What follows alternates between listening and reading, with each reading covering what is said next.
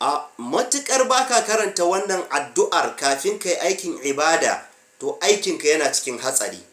Domin manzon Allah sallallahu alaihi wasallama ya ce wa sayyidina Abubakar radiyallahu anhu, nayi maka rantsuwa da wanda raina yake a wajensa, la shirku akhfa fikum min dabibin nan, wallahi shirka shine riya, wallahi tana ɓuya a cikinku, ma'ana a cikin ayyukanku, fiye da yadda tururuwa take ɓuya a duhun dare.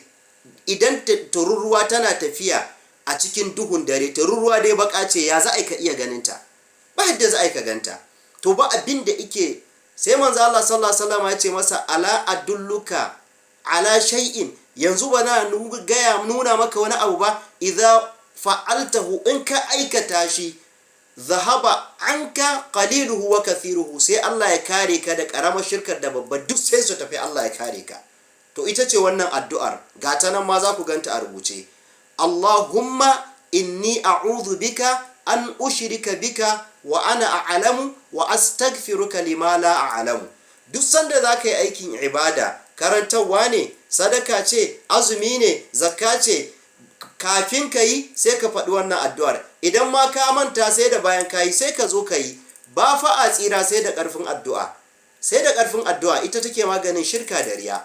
Ga addu'an nan sai a karanta ta. Assalamu alaikum wa rahmatullahi ta'ala wa barakatuh.